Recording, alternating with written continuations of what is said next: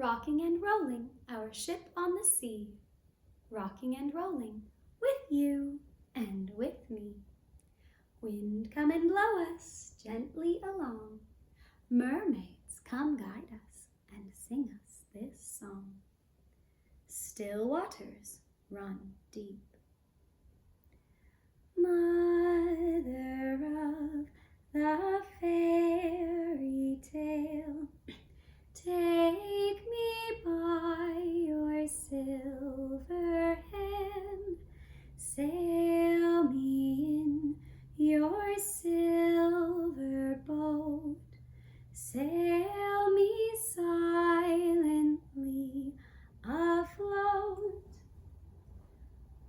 Mother of the fairy tale, take me to your shining land.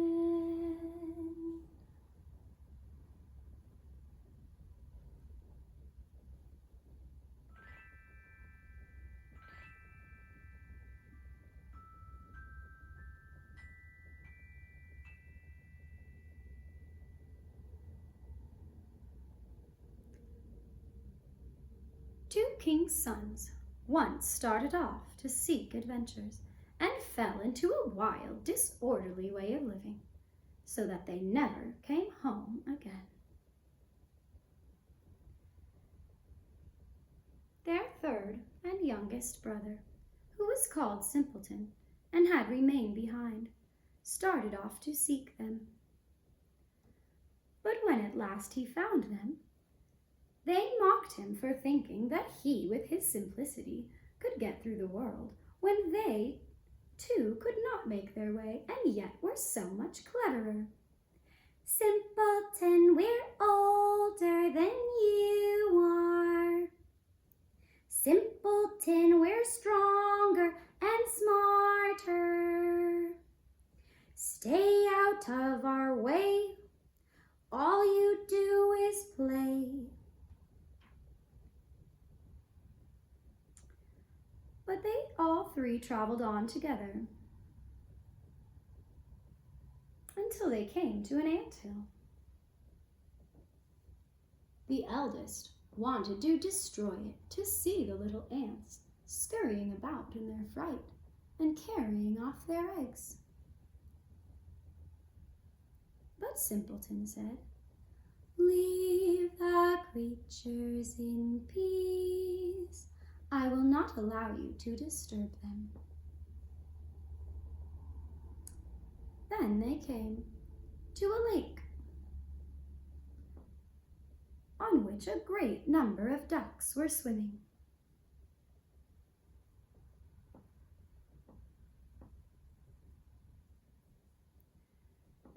The two brothers wanted to catch a couple and roast them, but Simpleton prevented them and said, "Leave the creatures in peace.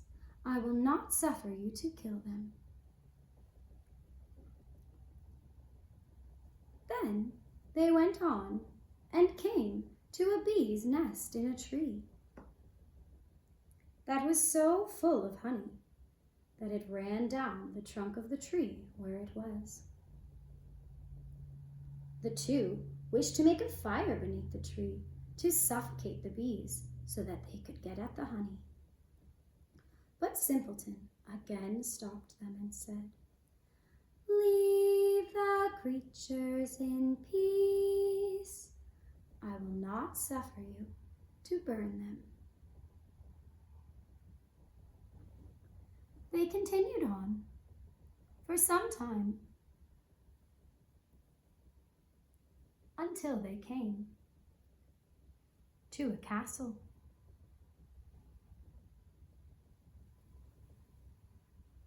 Where there were stone horses standing in the stables, and there was not a human being to be found. And they went through all the halls until quite at the end they came to a door which was secured with 3 locks. was, however, a little pane through the middle of the door, in which they could look into the room. They saw a little gray-haired man sitting at a table. They called out to him once, twice, but he did not answer. At last they called him for a third time, when he got up, undid the locks, and came out. He said nothing, however, but led them to a table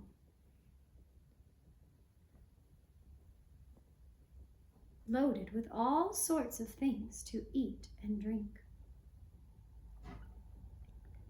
And when they had eaten and drunk,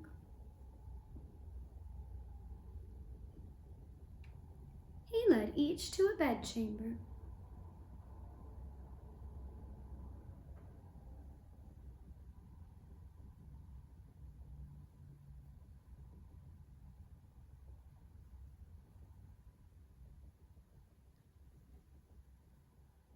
The next morning, the little gray-haired man came to the eldest son and beckoned him,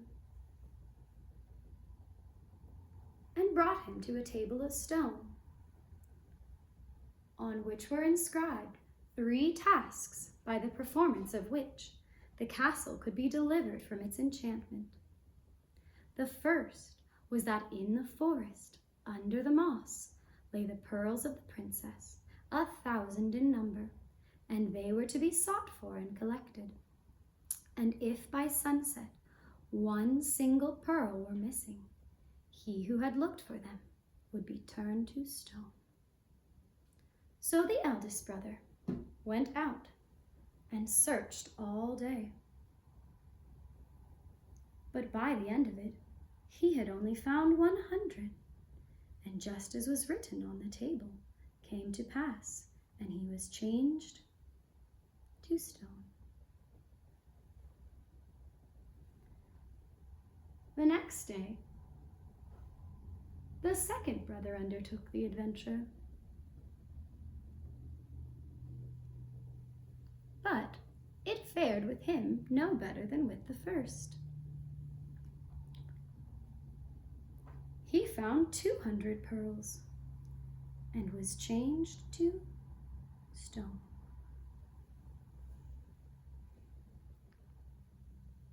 So at last, it was Simpleton's turn, and he began to seek in the moss.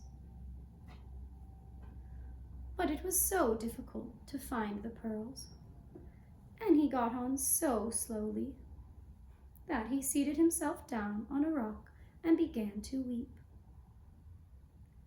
While he was thus sitting, the king of the ants, whose life Simpleton had saved, came with 5,000 ants, and before long the little creatures had gathered up all the pearls and placed them in a heap. Hurry, scurry, gather pearly, pearly, pearly pearls. Pick them up and carry them and pile them higher still. Now the second task was to retrieve the key to the princess's bedchamber from out of the lake. When Simpleton got to the lake, the ducks, whose lives he had saved, came swimming. Oh, Simpleton, you helped us once to live our lives in peace. Now we'll dive down to reach the key and bring it up to thee. And the ducks dived down, reached the key from the bottom, and gave it to Simpleton. Now the third task was the most difficult.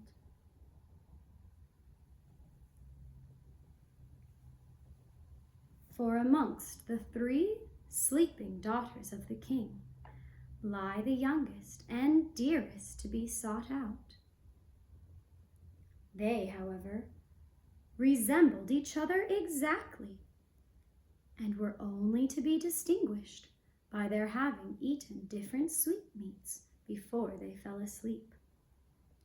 The eldest, a bit of sugar, the second, a little syrup, and the youngest, a spoonful of honey. Then the queen of the bees, whom Simpleton had protected from the fire, came and tasted the lips of all 3. Bzzz, bzzz, bzzz, bzzz, bzzz.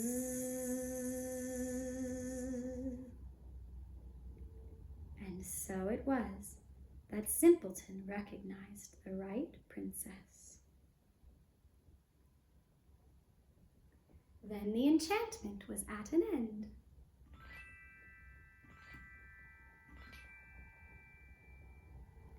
Everyone awoke from their sleep. Those who had been changed to stone received their natural forms again. Simpleton married the youngest and dearest princess and became king after her father died. And his 2 brothers received the other 2 sisters.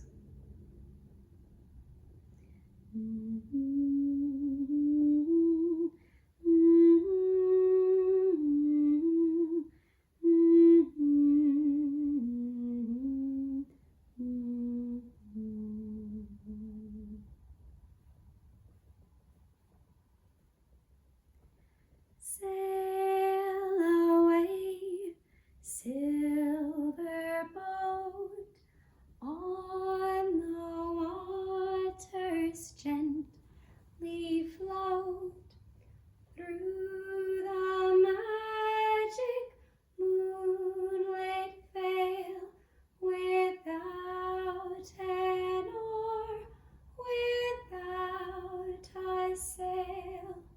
Sail away, sail away.